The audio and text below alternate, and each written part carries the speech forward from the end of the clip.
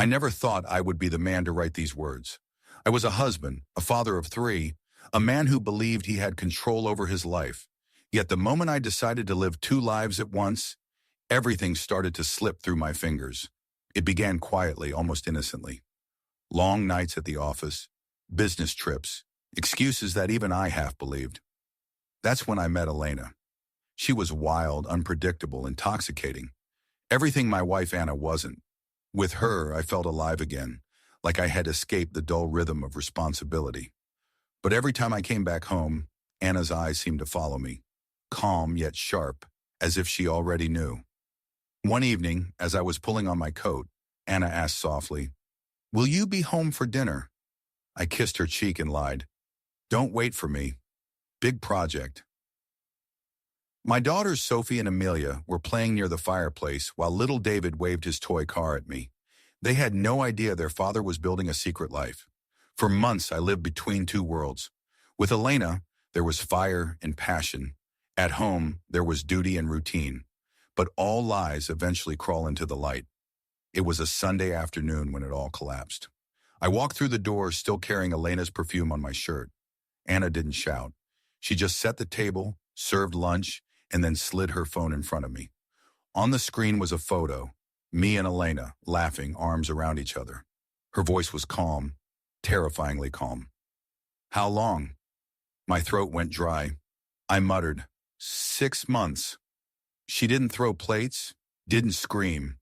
She only said one thing, "Then it's my turn." At first I thought it was just anger speaking, but Anna was not a woman of empty threats. A week later, she started staying out late. She laughed at her phone more often. Her eyes sparkled in ways I hadn't seen in years. One night she came home after midnight, her lipstick smudged, her hair slightly out of place. "Where were you?" I demanded. She smirked. "Now you know how it feels." The children began to notice. Sophie once asked, "Daddy, why are you and Mommy always angry?" I had no answer. The worst part came when I discovered who she was seeing. It wasn't a stranger. It was Michael, my best friend, the man who stood beside me at my wedding, who held David at his baptism. When I confronted him outside a bar, my fist clenched. I shouted, "You? With my wife?" He didn't even deny it. He just shrugged. "Maybe now you'll understand what you've thrown away." I punched him, but he didn't fight back. That broke me more than his words. From then on, our home turned poisonous. Anna and I still lived under the same roof, but the silence between us was worse than shouting. She flaunted Michael openly, making sure I would hear of their dinners, their walks. And I was too weak to end things with Elena. Pride kept me bound to my mistakes, even as guilt consumed me. The children tried to keep us together in their innocent way. David once drew a picture of the five of us, smiling and holding hands. I nearly broke down when I saw it. But the war between Anna and me was already too far gone. The final collapse came during Christmas. The house was decorated, the smell of cinnamon filled the air, and for a brief moment I thought we might pretend to be whole again for the children's sake. But then the doorbell rang, and there stood Elena, smiling as if she belonged there. "I thought you'd invite me," she said casually. Anna froze. The children stared. And in that silence, I realized I had destroyed the only world that truly mattered. Anna whispered, her eyes burning with betrayal and triumph. "Merry Christmas, darling. This is the family you chose." And she walked out, leaving me with Elena's presence like a knife in the heart. Now the house is quiet most nights. The children stay with Anna more than with me. Michael is still by her side. Elena disappeared the moment things grew ugly. And I am left with nothing but the echo of what I ruined. I lost my family because I thought I could have it all. And in the end, all I proved is that betrayal doesn't just break hearts, it burns entire lives to ash. The silence of the empty house nearly drove me insane. Days blurred into nights, and nights into empty bottles of whiskey. At first I told myself I still had time, that Anna would come back once her anger cooled, that the children would forgive me if I just waited. But time has a cruel way of proving you wrong. One evening, David called me from Anna's phone. His small voice cracked my heart. "Daddy, why don't you come to my soccer game anymore?" I froze. I didn't even know he had games. "I'll be there," I promised. I'll come to the next one. And I did. Standing at the edge of the field, I watched him run, his hair shining in the sunlight, his little legs pumping with determination. Sophie and Amelia cheered from the sidelines, Anna standing behind them. When her eyes met mine, they were cold, unreadable. But at least she didn't turn away. After the game, David ran to me shouting, "We won! Did you see me, Daddy?" I hugged him tightly. "I saw everything, champ. You were amazing." Anna approached slowly. She didn't smile. "You don't get to just show up when it's convenient," she said sharply. I swallowed hard. "I'm trying, Anna. I know I failed, but I'm trying." She looked at me for a long moment, then shook her head. Trying doesn't erase the damage. Weeks passed. I stopped seeing Elena, finally cutting the cord to the affair that had poisoned everything. It was too late, but at least it was a start. I visited the kids every weekend, took them to the park, helped Sophie with her school project, listened to Amelia's endless stories about her dolls.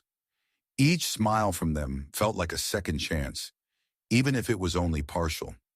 One night as I tucked Amelia into bed at my apartment, she whispered, "Mommy says you lied a lot. Will you lie to us too?" Her words crushed me. I held her tiny hand and whispered back, "Never again, I promise." The hardest moment came when I saw Michael again. He came to pick up Anna from a cafe where we had met to talk about custody. He put his arm around her as if he owned her. I clenched my fists, my blood boiling, but I forced myself to stay calm. I had already destroyed too much by losing control once. "Take care of her," I muttered, though it tasted like poison on my tongue. He gave me a look that was neither smug nor kind. "You had your chance," he said simply, and led her away. I realized then that Anna would never truly come back to me. The marriage was gone, but the children, they were still my blood, my hope. So I began to rebuild myself, not for Anna, not even for forgiveness, but for them. I quit drinking. I focused on my work. I kept my promises. Slowly they began to trust me again. One night, after another of David's games, Sophie came up to me and said, "You're different now. Mommy says you're trying to be better." I smiled through the sting in my eyes. "I am, sweetheart. I'll never stop trying." Anna stood a few feet away, watching. For the first time in months, she didn't look at me with anger. Only sadness. Maybe even a hint of respect. She walked over quietly and said, "Don't disappoint them again." I nodded. "I won't." And in that moment, I knew the truth. I would never get Anna back, but I could still save what mattered most, the love of my children and the man I was meant to be. Because sometimes redemption isn't about winning back what you lost. It's about proving you're no longer the person who destroyed it. Continuation of the story, A Father's Redemption. The weeks turned into months, and I slowly learned how to live in the ruins I had created. The house I once shared with Anna and the children was now filled with silence. My apartment felt more like a prison than a home. But in that silence, I found something I hadn't had in years. Time to think, time to see who I had become. I began to realize that I couldn't fight for Anna anymore. She was gone. Her love burned away in the flames of betrayal. But my children, Sophie, Amelia, and David, they were still within reach. They were the reason I had to get up in the morning, the reason I had to claw my way back from the man I had become. The children. Every Friday evening, I picked them up from Anna's house. The first few times were stiff, awkward. David avoided looking at me, Sophie barely spoke, and Amelia clung to her mother's side as if afraid I would disappear again. But little by little, things began to change. One evening, as I cooked pasta in my small kitchen, Amelia tugged on my sleeve. "Daddy, can I help?" she asked, her big eyes searching mine. "Of course," I said, handing her a wooden spoon. "You're my assistant chef tonight." She giggled, spilling sauce on the counter, and for the first time in months, the sound of a child's laughter filled my home. Sophie was harder to reach. She had seen too much, understood too much for her age. One night, as she did her homework at the table, she asked without looking up, "Daddy, why did you hurt Mommy?" I froze. My throat tightened. "I was selfish," I admitted softly. "I made mistakes I can never undo. But I promise you, Sophie, I'll never hurt you or your brother or sister. Never again. She looked at me then, her eyes searching my face for lies. Finally, she nodded once and went back to her math problems. That small nod felt like the first brick laid in rebuilding the bridge I had burned. David, my son, came around slowly too. At first he was quiet, guarded. But after one of his soccer games, as we drove back together, he said suddenly, "You know, you used to miss all my games." "I know," I said, my chest aching. "I'll never miss another one, I promise." He didn't answer. But at the next game, when he scored a goal, he looked straight at me before celebrating. That look was worth more than forgiveness. It was a chance. Anna and the distance Anna and I spoke only when necessary. She was polite, professional, but distant. There were no more fights, no more heated words, only silence. One night as I dropped the children off, I lingered at the doorway. "Anna," I said quietly, "thank you for letting me see them so often." She crossed her arms. "They're your children. I won't keep them from you. But don't mistake that for forgiveness." "I don't expect forgiveness," I replied. "I just want to be the father they deserve." For a moment something flickered in her eyes. Sadness, maybe even a trace of the woman I once knew. But then Michael's car pulled up, and she turned away. The stranger. It was on a rainy Tuesday that I met her. Not in a bar, not in some reckless midnight decision like Elena. I met her in the most ordinary place, the library. I had taken Sophie there for a school project. As I searched for a book, I heard laughter. A woman with chestnut hair was helping Sophie find the right shelf. When I approached, she smiled politely. "Your daughter has a sharp mind," she said. "Yeah," I replied, surprised at the warmth in her voice. "She gets it from her mother." The woman introduced herself as Claire, a teacher who volunteered at the library in her free time. We spoke briefly, nothing more than small talk, but when Sophie tugged my hand and whispered, "She's nice, Daddy," I felt something stir inside me, something I thought was dead. The slow healing. Over the next weeks, I saw Claire again, always at the library. Sometimes she was organizing books, sometimes reading with children. She had a quiet strength, a kindness that wasn't forced. One afternoon, as rain poured outside, she sat across from me at a table. "You look tired," she said gently. I laughed bitterly. "Divorce does that to you." Her eyes softened. "It also gives you a chance to start over." I didn't know why, but I believed her. The turning point months later, Sophie invited Claire to her school recital. I hadn't even asked. Sophie did it on her own. Claire came, sitting with me and the children in the audience. When Sophie sang, she looked at both of us, her parents and Claire, and for once there was no tension, only pride. After the recital, Anna approached. Her eyes narrowed when she saw Claire. "So this is the new one," she said coldly. "Anna, please," I began, but Claire stepped forward. "I'm not here to replace anyone. I just care about the children." Anna studied her for a long moment, then nodded slightly, though her jaw was tight. The choice. As the years passed, the wounds didn't fully heal, but they scarred over. Anna stayed with Michael, though I sometimes saw sadness in her eyes. We spoke less and less, until our conversations were only about schedules and school events. Claire, on the other hand, became a part of my life slowly, carefully. She never pushed, never demanded. She simply stayed. The children grew to love her. Even Sophie, who once distrusted everyone, called her Aunt Claire before long. One night, as I tucked David into bed, he asked sleepily, "Daddy, do you love Claire?" I hesitated.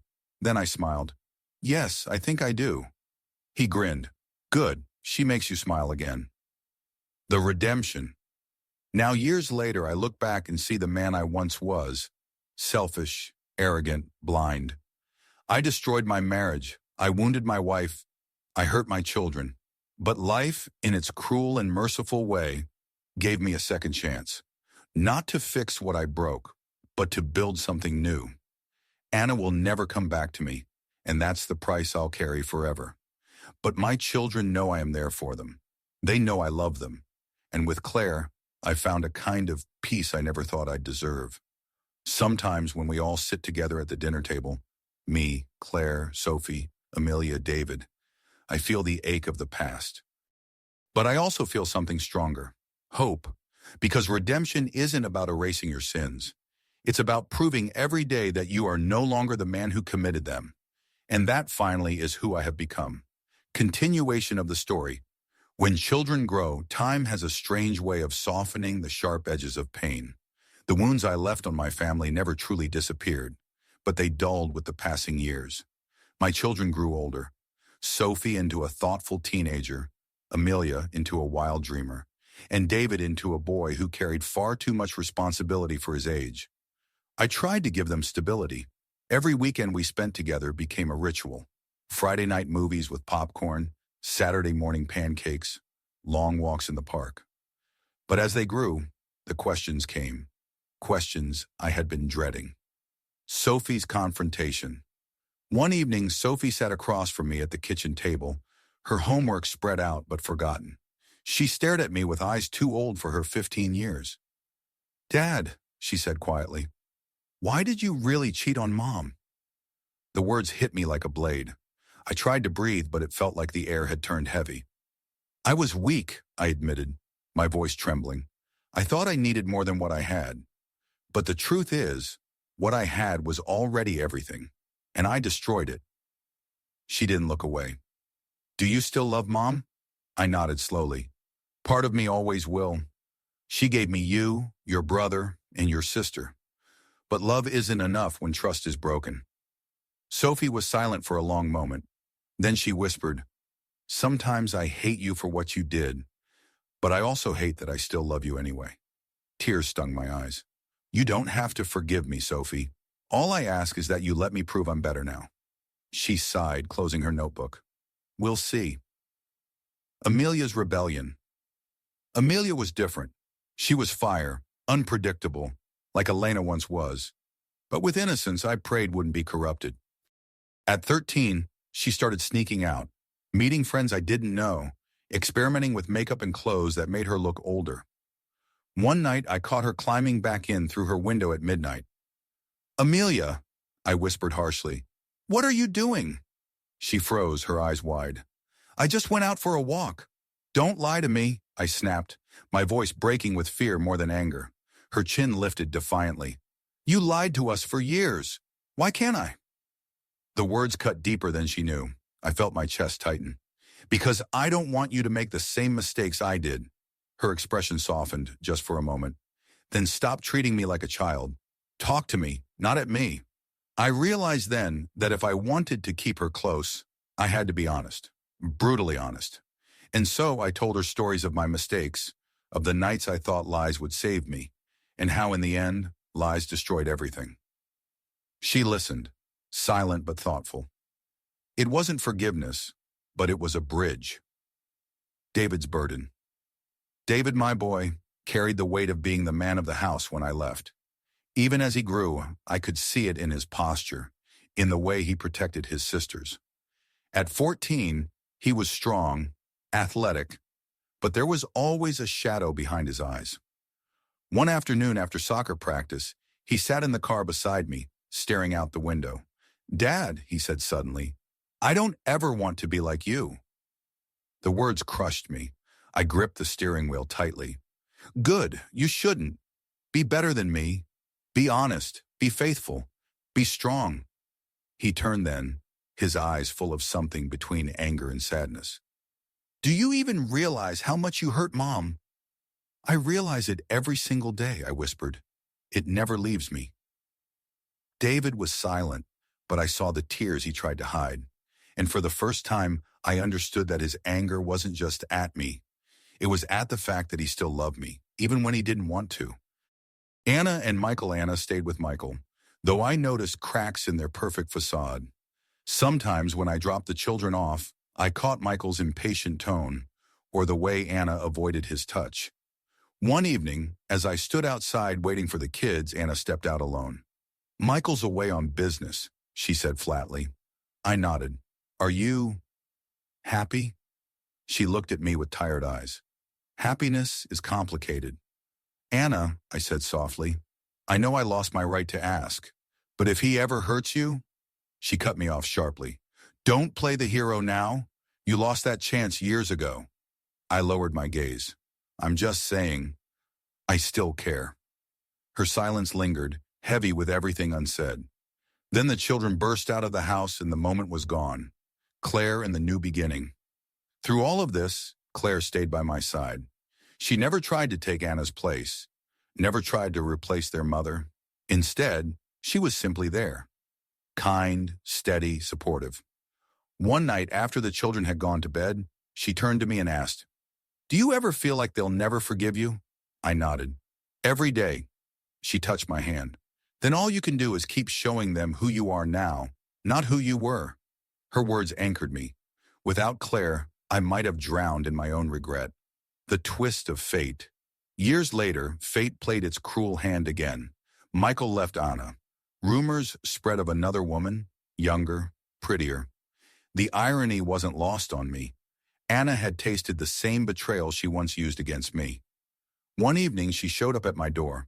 Her eyes were red, her voice unsteady. "He left," she whispered.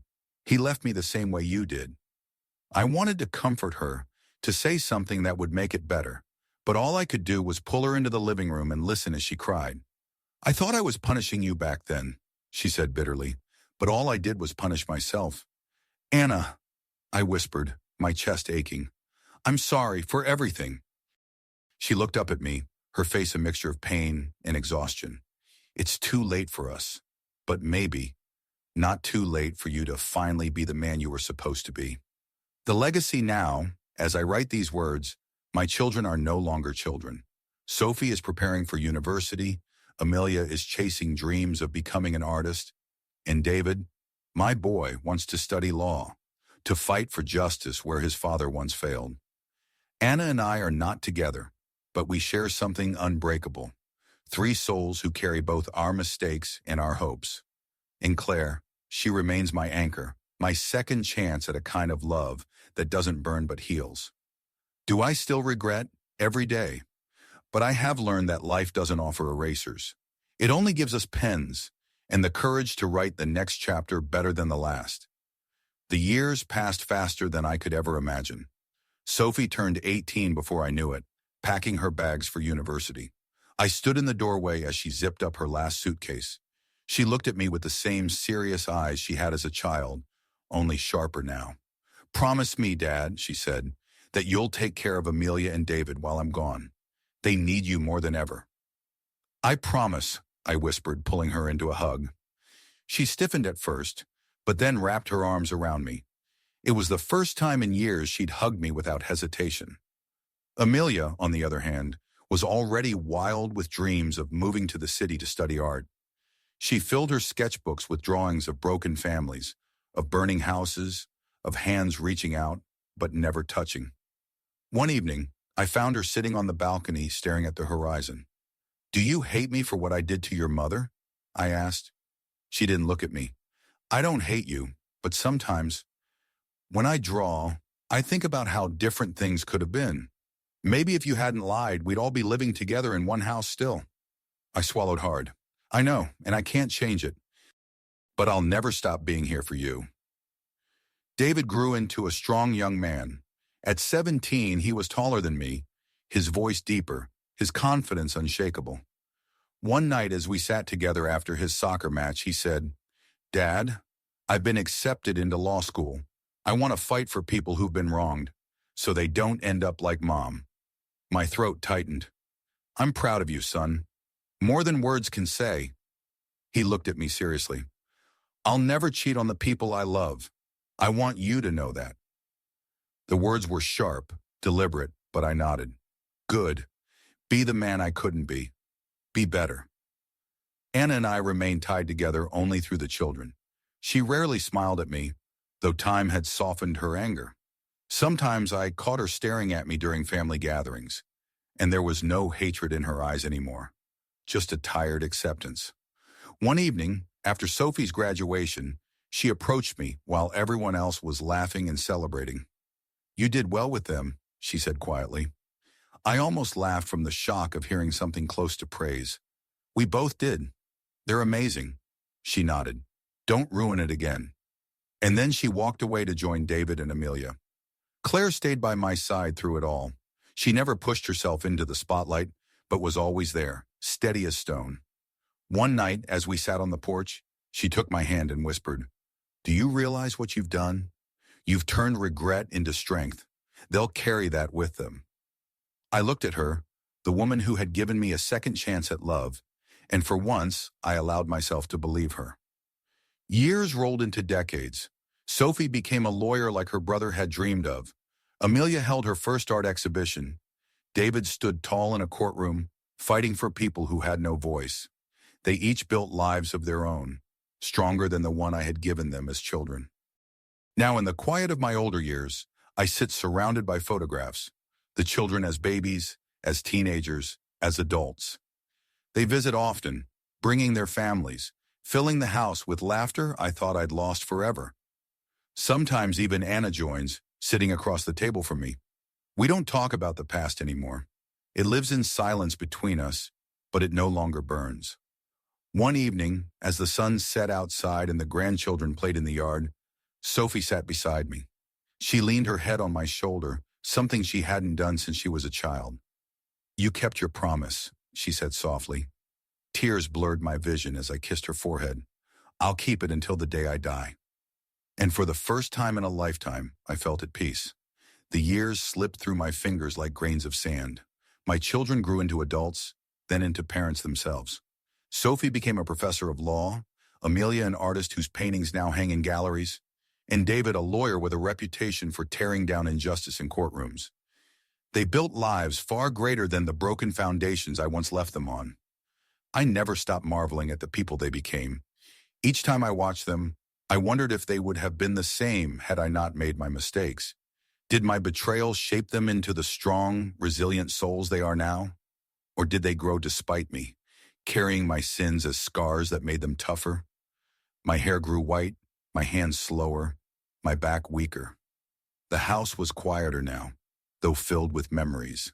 Claire stayed by my side through every ache of old age, through every lonely evening, through every regret that resurfaced in the silence. Sometimes she would look at me and smile in that gentle way of hers. "You've carried your burden long enough," she'd whisper. "Let it rest." But the past never truly rests. One summer afternoon, the family gathered in my garden. The smell of grilled food filled the air, and the sound of children's laughter danced like music. My grandchildren ran through the grass, chasing one another, their voices echoing in the warm air. Sophie sat with her husband, laughing. Amelia sketched the scene on a notepad, and David argued playfully with one of his nephews about soccer. I sat in my chair, a blanket over my knees, watching them all. For once, I felt something I hadn't felt in years: peace. When the children finally tired themselves out, one of my granddaughters, Lily, climbed onto my lap. Her eyes, bright and innocent, reminded me of Amelia's when she was small. "Grandpa," she asked, "tell us a story, a real one." I looked around. All my children turned to me then, quietly. They knew what she was really asking. They knew the story that had haunted all of us. My throat tightened, but I nodded. "All right," I said softly. "But it's not a happy story. It's the story of the greatest mistake of my life." The grandchildren sat around me in a circle, wide-eyed. My children listened too, silent, their faces serious, and I began. I told them about how I had once been foolish enough to think I could live two lives, how I betrayed their grandmother, how I lied, how I almost lost everything. I didn't spare the ugly details. I told them how Anna had found out, how she had taken revenge, how Michael had been involved, and how the family nearly collapsed. I told them of the nights I cried alone, the days when the children hated me, the endless regret that ate at me. Sophie's eyes glistened with tears. Amelia's hands tightened around her sketchbook. David clenched his jaw. They had heard pieces of the story before, but never from my lips in its full truth. At the end, I said quietly, "I thought betrayal would only break my marriage, but it almost destroyed my children too. And that is a sin no father should ever carry." Silence fell.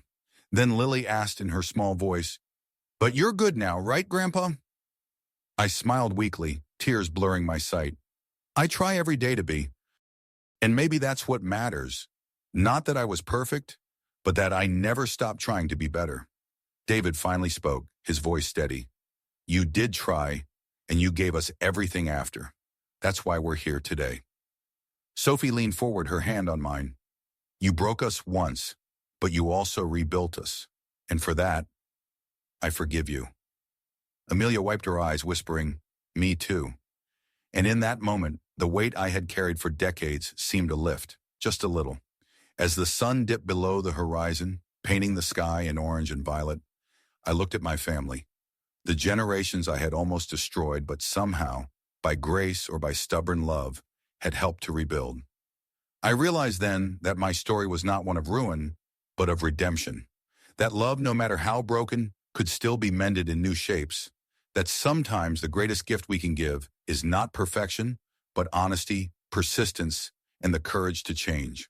When the grandchildren finally ran off to play again, I leaned back in my chair, my eyes heavy with age, but my heart light for the first time in years. I had betrayed, I had lost, I had suffered.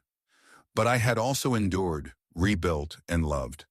And in the end, surrounded by the laughter of my children and their children, I knew one thing with certainty. I had finally come home.